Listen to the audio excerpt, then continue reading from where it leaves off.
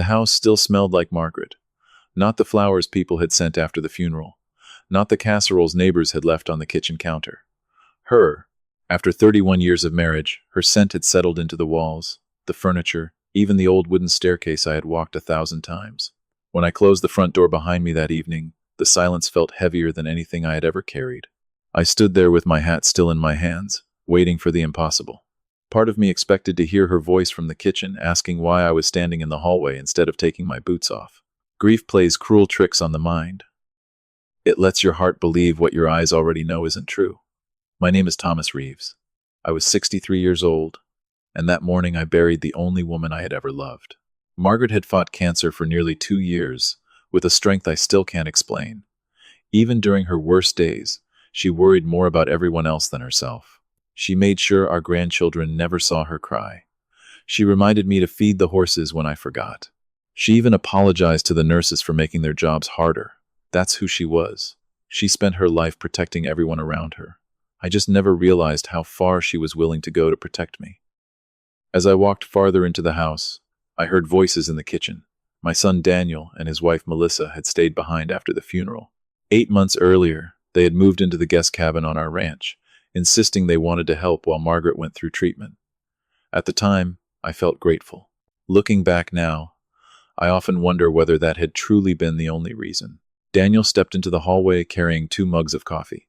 His eyes were red, and for a moment I saw the little boy who used to ride beside me on the tractor every summer instead of the 41-year-old man standing in front of me. "Dad," he said softly, "you should eat something." I thanked him, but told him I wasn't hungry. Melissa looked up from the living room and offered a sympathetic smile before returning to the messages on her phone. Nothing about their behavior seemed unusual. Everyone grieves differently. I didn't think twice about it. Upstairs, our bedroom looked exactly the way Margaret had left it. Her robe still hung behind the door. Her glasses rested on the nightstand beside the novel she would never finish reading. I sat on the edge of the bed, unable to stop staring at the empty pillow beside mine. Then I remembered something that had happened outside the church, only an hour earlier. As everyone else was leaving, Robert, Margaret's attorney, and our family friend for more than 30 years, had quietly placed a sealed envelope into my hands. "Margaret wanted you to have this," he said, "but not until today." I reached into my coat pocket and slowly removed the envelope. My name was written across the front in Margaret's familiar handwriting. I traced each letter with my thumb but couldn't bring myself to break the seal. Whatever she had written would be the last conversation I would ever have with my wife, and I wasn't ready to say goodbye again. I carefully placed the envelope inside the nightstand drawer and closed it. Tomorrow, I told myself. Tomorrow would be soon enough. The next morning, I walked downstairs expecting another quiet day of mourning. Instead, I found Daniel and Melissa already sitting at the kitchen table. Between them rested a thick manila folder. The moment they noticed me, Daniel quietly closed it and slid it aside. The movement lasted less than a second, but I noticed. We talked about the funeral for a few minutes before Melissa gently cleared her throat. "We've been thinking ahead," she said carefully. Daniel nodded. "Dad, when you're ready, maybe we should start talking about the ranch and everything that's going to happen next." I looked from my son to the folder resting beside his coffee cup. Margaret had been gone less than 24 hours. I forced a tired smile and told them there would be plenty of time for those conversations later. Neither of them argued. Neither of them insisted. But as I carried my untouched coffee onto the porch overlooking the 40 acres Margaret loved more than anywhere else in the world, I couldn't shake a feeling I couldn't explain. For the first time since losing my wife, I wasn't afraid of being alone. I was afraid that she had seen something before she died, something I still didn't understand. And upstairs, resting inside my nightstand, was the only person who might still be able to tell me the truth. I didn't touch the envelope again until after sunset. The ranch had grown quiet. Daniel and Melissa had returned to the guest cabin, and for the first time since the funeral, I was completely alone. I carried Margaret's letter back to our bedroom, closed the door behind me, and sat in the chair beside the window where she used to read every evening. My hands trembled as I broke the seal. It felt less like opening a letter and more like saying goodbye to her all over again. The first line stopped me before I could continue. "My love, if you're reading this, it means I've already left. And knowing you, you've probably spent the whole day worrying about everyone except yourself." I smiled through tears because that was exactly what I had done. Even after 31 years together, she still knew me better than anyone else. I kept reading. Margaret didn't spend pages talking about her illness or telling me how much she loved me. She had already said those things 1,000 different ways while she was alive. Instead, she wrote about the future. She explained that almost a year earlier, after learning her treatments might not succeed, she had quietly started organizing every important part of our lives. She met with Robert several times, reviewed every property document, every investment, every savings account, and every legal record connected to our family. She wanted to make sure I would never be forced to make difficult decisions while grieving. That alone would have been enough to bring tears to my eyes. But then the letter changed. "There is something I never told you," she wrote. "Not because I didn't trust you, but because I wanted to surprise you when we finally retired together." She explained that the inheritance her father had left decades earlier had never remained untouched. Little by little, year after year, she had invested it quietly, while I focused on building my contracting business and caring for the ranch. Without ever asking for recognition, she had built a future beside mine, a future we were supposed to enjoy together. She even bought a small lake house in Colorado, imagining mornings where we would drink coffee on the porch and complain about growing old. I lowered the letter for a moment because I could no longer see the words through my tears. Everything she had dreamed about had disappeared long before either of us was ready to let go. When I finally continued reading, her handwriting became firmer, almost as if she wanted to make certain I paid attention to every word. "Thomas, if everything had remained normal, none of what I'm about to tell you would have been necessary." My heartbeat quickened.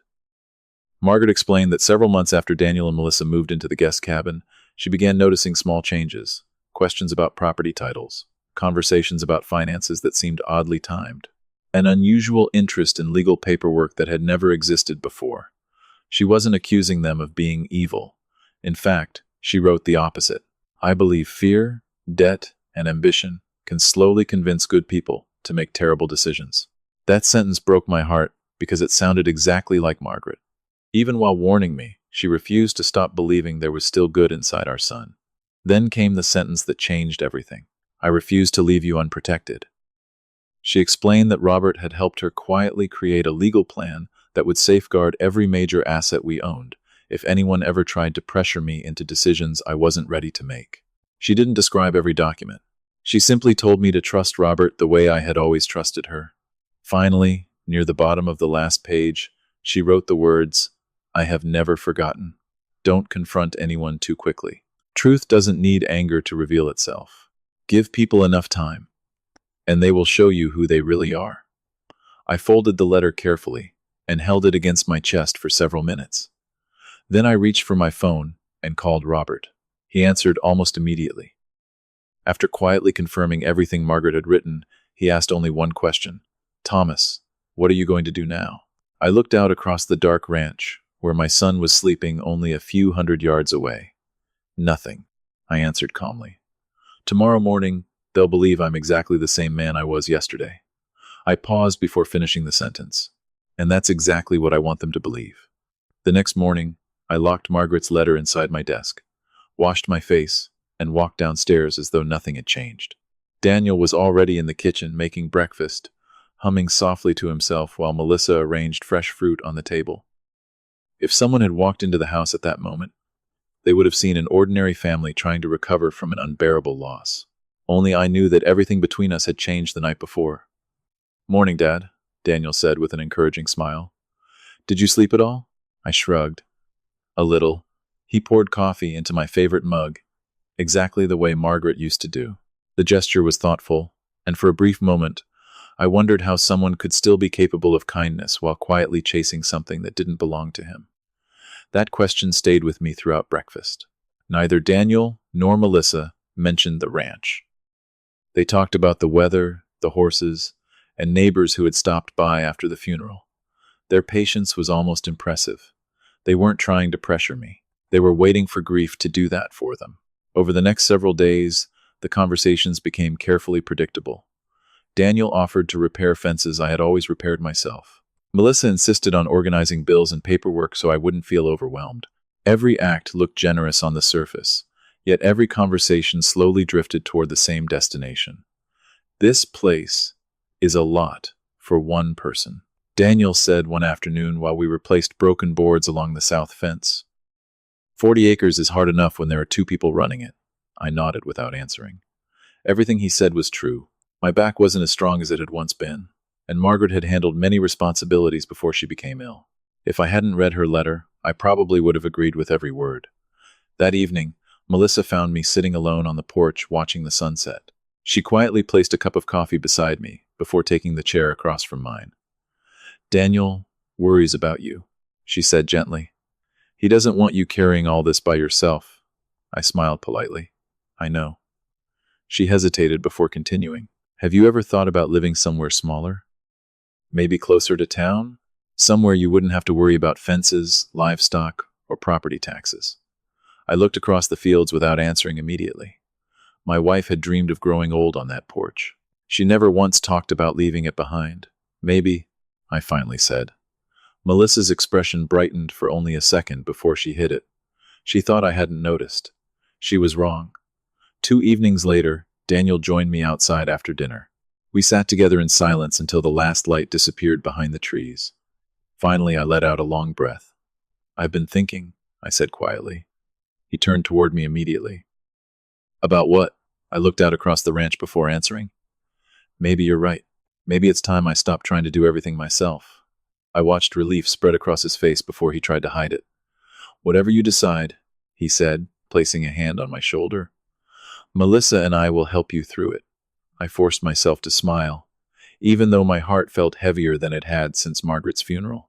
"Then I suppose it's time I started putting my affairs in order." As the words left my mouth, Daniel glanced toward the guest cabin where Melissa stood watching through the kitchen window. Their eyes met for less than a second, but that single glance told me everything I needed to know. They believed I had finally accepted the future they had imagined for me. Neither of them realized that from that moment forward, they were no longer leading the game. They had just stepped into one my wife had prepared long before she ever said goodbye. From that evening forward, Daniel and Melissa believed they no longer had to convince me. They thought the hardest part was over. All they had to do was wait while I slowly let go of the ranch my wife and I had spent more than 3 decades building together. I made sure they never had a reason to doubt it. Over the next 2 weeks, I packed my belongings, one room at a time. Not because I was surrendering, but because every object I touched reminded me that a home had never been built from furniture or walls. It had been built from the life Margaret and I created together. Her favorite quilt was folded carefully into the truck. The old cast-iron skillet, she insisted, cooked better than any modern pan, went into a wooden crate beside it. I packed the worn fishing rod she had given me on my 50th birthday, and the faded photo album from the years when our children were still small enough to believe their parents could fix anything. Everything else stayed exactly where it was. Daniel noticed almost immediately. "Dad," he asked one afternoon, "are you sure you don't want to take more?" I smiled without looking up from the box in my hands. "The things that matter most don't take up much space." He laughed softly, believing I was talking about getting older. I wasn't. Before leaving, I visited every corner of the ranch one last time. I met with the neighbor who had leased our south pasture for years, and assured him nothing would change. I arranged for our horses to stay with a family Margaret had trusted for decades. I walked through the old barn, where Daniel had learned to hammer his first nail beside me. Every step hurt, but not because I believed I was losing my home. I knew I wasn't. I was simply leaving it in order to discover whether my son still remembered what that home truly meant. A few days later, I called my daughter Rebecca in Oregon. Unlike Daniel, she never asked about land, money, or inheritance. She only asked how I was sleeping and whether I had been eating. I told her that her mother had left instructions for both of us and asked her to speak with Robert when she had time. She didn't ask a single question. "If Mom planned something," she said quietly, "I know she did it to protect you." Hearing those words brought tears to my eyes because they sounded exactly like Margaret. On the morning I finally left Texas, the sunrise painted the pastures with the same golden light Margaret had loved every autumn. Daniel carried my last suitcase to the truck, while Melissa handed me a travel mug filled with fresh coffee. They hugged me before I climbed behind the wheel. "Don't worry about anything here," Daniel said confidently. "We'll take good care of the ranch until you decide what comes next." I looked at my son for a long moment. Part of me still saw the little boy who used to fall asleep on my shoulder after long days working cattle together. I wanted to believe that boy was still somewhere inside him. Take care of yourself, I said quietly before starting the engine. I drove away without looking in the rearview mirror. About an hour later, after crossing into the next county, my phone rang. The caller ID showed Robert's name. I pulled onto the shoulder and answered. His voice was calm, almost as if he had been waiting for this exact moment. Thomas, he said, everything Margaret asked me to do has now been completed. I looked out across the empty highway stretching toward the horizon. Then, I smiled for the first time since my wife's funeral. Behind me, Daniel believed he was only days away from inheriting the future he had imagined.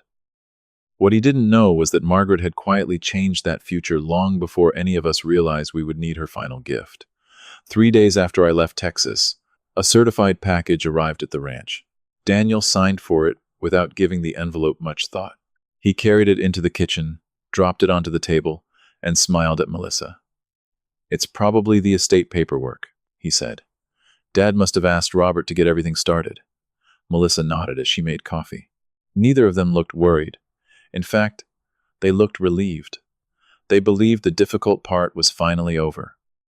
I was gone. The ranch was in their care, and the future they had quietly imagined for months finally seemed within reach. Daniel opened the envelope and removed a thick stack of legal documents bound together with a blue ribbon. At first, everything appeared routine. Cover letters, property summaries, financial schedules. Then his smile slowly disappeared. He turned another page, then another. Melissa noticed the change in his expression and walked over to stand beside him. What's wrong? She asked. Daniel didn't answer immediately. He continued reading, his eyes moving faster with every page. Finally, he whispered, This doesn't make sense. Melissa gently took the document from his hands. Across the top of the first page were words neither of them expected to see. The Margaret Reeves Family Trust. She frowned and continued reading. Every major asset connected to our family had already been transferred into the trust months before Margaret passed away. The ranch, the investment portfolio, the Colorado lake house, the savings accounts. Even future income generated by the property had already been assigned under carefully written legal protections. Daniel grabbed another section, hoping to find some mistake that would change everything. There wasn't one. Every signature had been notarized. Every filing had been completed while Margaret was still alive.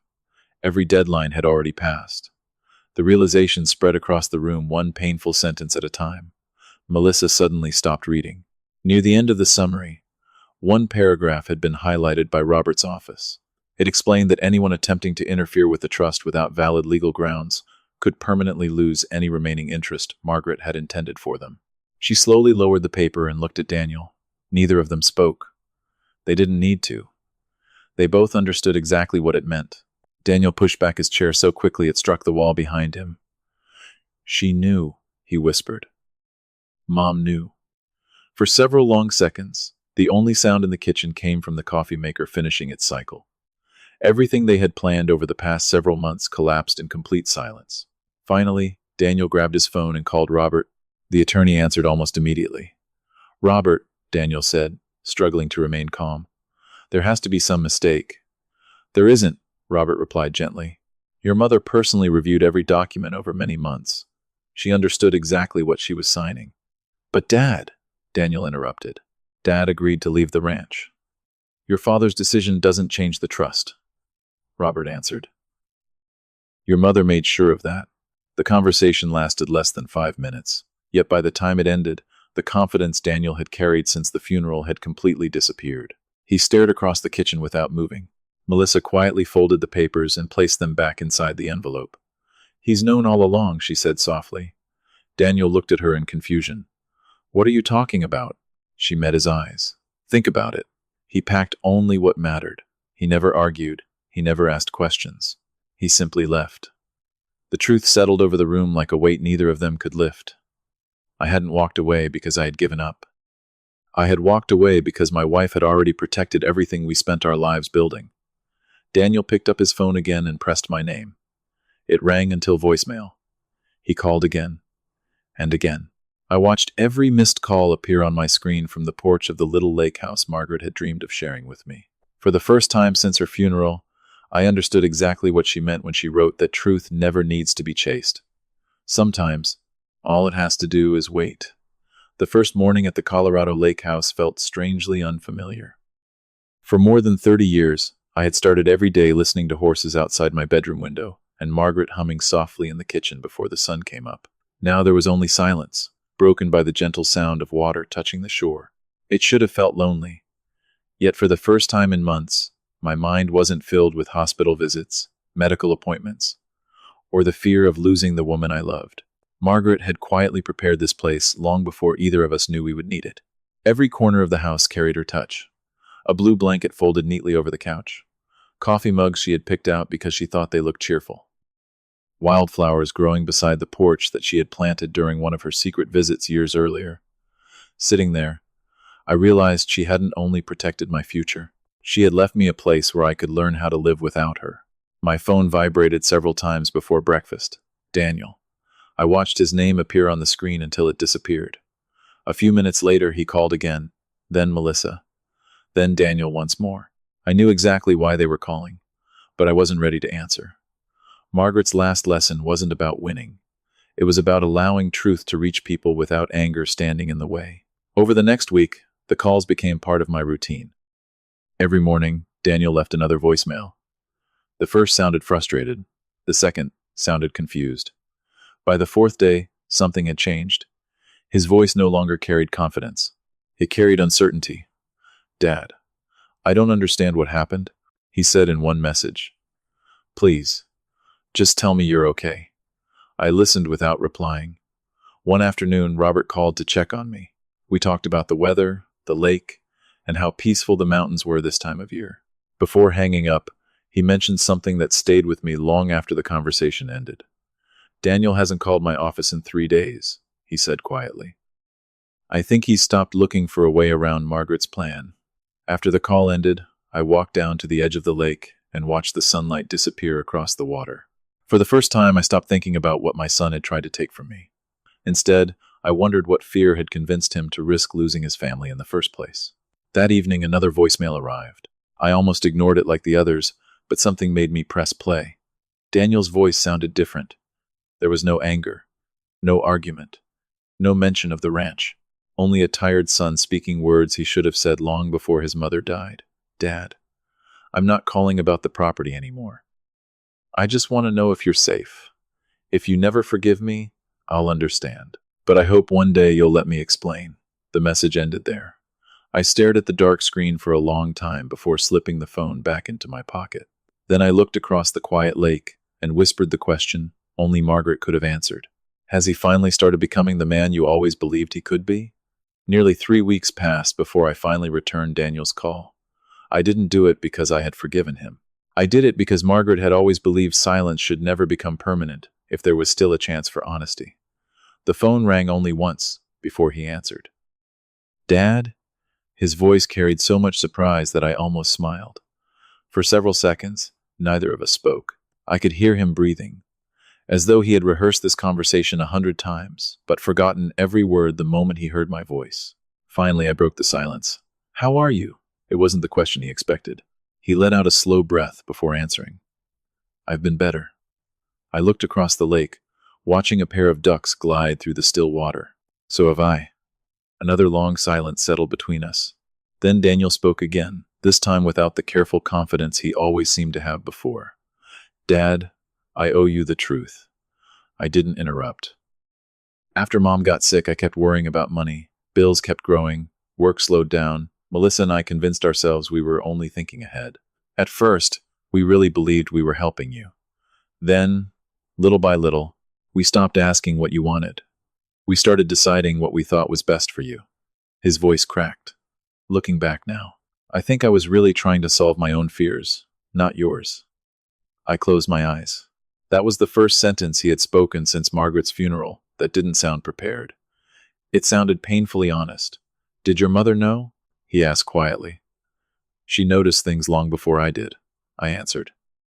"But she never stopped hoping she was wrong." The line went silent again.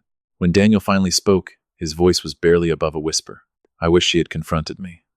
I thought about Margaret, sitting at our kitchen table, quietly planning a future she knew she might never see. "Would you have listened?" I asked gently. Daniel didn't answer. He didn't have to. We both knew the truth. Back then, he would have defended every decision he had made. Only losing everything had forced him to see what he had become. Dad, he said after another long pause. I don't expect you to forgive me. I don't even know if I deserve another chance. I just don't want the last thing between us to be silence. I looked at Margaret's photograph resting on the porch table beside me. She had once told me that the hardest part of loving someone wasn't forgiving their mistakes. It was believing they were capable of becoming better than those mistakes. Trust doesn't come back because someone says they're sorry, I said quietly. It comes back because they choose differently every day after that, Daniel quietly replied. Then that's where I'll start. Before hanging up, he asked one final question. Can I come see you? I looked across the mountains Margaret had dreamed of sharing with me. Not yet, I answered softly. But for the first time, I'm willing to believe that one day the answer might be yes. Over the next several months, Daniel never called asking about the ranch again. He never mentioned the trust, the inheritance, or the future he once believed belonged to him. Instead, I learned about his life the same way small-town families always do. Old friends called to check on me. Neighbors stopped by the lake house while traveling through Colorado. Rebecca visited twice that summer. None of them realized they were slowly telling me the story of a son trying to become someone his mother would have recognized again. Daniel had gone back to work with a local construction crew, starting at the bottom, even though he had once managed his own business. Pride no longer mattered. Bills had to be paid honestly. One afternoon, Rebecca told me she had driven past one of his job sites. He was carrying lumber with everyone else, she said. Nobody there treated him like the owner's son. They just treated him like another worker. I nodded quietly. Somehow, that brought me more peace than hearing he had won another lawsuit or signed another contract ever could. Melissa didn't adapt as easily. She had imagined rebuilding the life they once planned together, but Daniel had changed in ways she hadn't expected. He stopped chasing shortcuts. He refused risky investments. He sold expensive things they could no longer afford instead of borrowing more money. The arguments between them became impossible to ignore, and before autumn arrived, Melissa moved out. Daniel never blamed her when people asked what happened. He simply said, "We wanted different futures." That answer told me he had finally learned something about responsibility. Late one October afternoon, another envelope arrived at the lake house. Unlike the legal documents that had changed everything months earlier, this envelope carried no attorney's letterhead. My name was written across the front in Daniel's own handwriting. Inside was a single sheet of lined notebook paper. There were no dramatic promises and no requests for forgiveness. He wrote about fixing fences in the rain, eating lunch with men who had worked hard their entire lives, and realizing that every dollar he earned now felt different because it belonged to no one but him. Near the bottom of the page, one sentence made me stop reading for several moments. Mom spent her whole life trying to leave me an inheritance. I finally understand that the greatest thing she left me was the chance to become a better man before it was too late. I folded the letter carefully and slipped it back into the envelope. Then I placed it inside the same drawer where Margaret's final letter rested.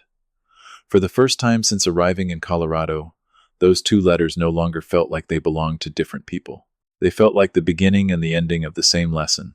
As the sun disappeared behind the mountains, I found myself wondering whether the hardest journey in our family had never been about protecting the ranch at all. Maybe it had always been about saving my son from becoming someone his mother would no longer recognize. Winter arrived early in Colorado that year. Snow covered the mountains surrounding the lake house, turning everything Margaret had once described into exactly the peaceful place she had imagined. One Saturday morning, as I finished clearing snow from the front porch, I noticed a pickup truck slowly pulling into the driveway. I recognized it immediately. Daniel stepped out alone. He didn't carry a suitcase. He didn't bring paperwork. He didn't even walk toward the house right away. Instead, he stood quietly beside the truck, almost as if he wasn't sure he deserved to come any closer. I set the shovel against the porch railing and walked toward him. For a long moment, neither of us spoke. Finally, Daniel reached into the back seat and lifted out a small wooden box. "I made this," he said quietly, "at work." He handed it to me with both hands. The craftsmanship wasn't perfect. The corners were slightly uneven, and the finish still smelled of fresh varnish. Inside lay an old photograph of Margaret smiling beside the first grapevine we had planted together more than 30 years earlier. Beneath the picture was a handwritten note. "I spent years thinking this ranch was the greatest thing Mom ever built. I was wrong. She spent her whole life building our family. I was the one who almost destroyed it. I closed the lid without saying a word. Daniel looked down at the snow beneath his boots. I came here to tell you something face to face, he said. Rebecca offered to help me challenge the trust if I wanted to. I told her no. I looked at him, surprised. He nodded slowly. Mom didn't create that trust because she stopped loving me. She created it because she loved you enough to protect you, and because she hoped I'd become the kind of man who wouldn't need it anymore. For the first time since Margaret's funeral, I saw no fear in my son's eyes, no desperation, no expectation, only acceptance. I don't want the ranch, Dad, he continued. Not if getting it means becoming the man I used to be. The wind carried silence between us for several seconds. Then I stepped forward and placed my hand gently on his shoulder, just as I had done when he was a little boy learning to ride a bicycle. Your mother used to tell me that character isn't measured by the worst mistake someone makes, I said quietly. It's measured by what they choose to do after they finally see the truth. Daniel's eyes filled with tears, but this time he didn't look away. We stood there together as snow drifted across the frozen lake behind us. I wasn't ready to pretend the past had never happened. Some wounds leave scars that never disappear. But as I looked at the man standing in front of me, I realized I was no longer seeing the son who had nearly lost everything to greed.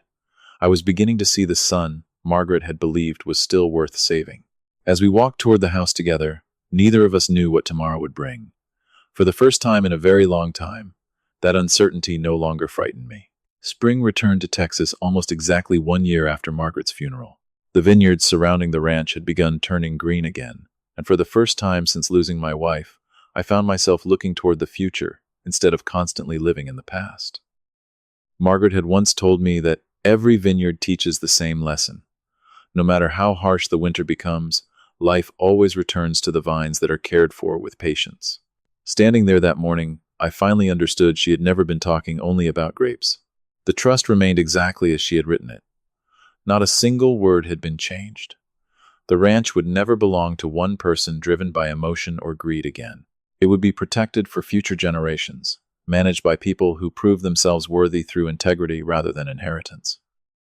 Rebecca accepted the responsibility of serving as the family's trustee, not because she wanted ownership, but because she understood what her mother had spent years trying to preserve.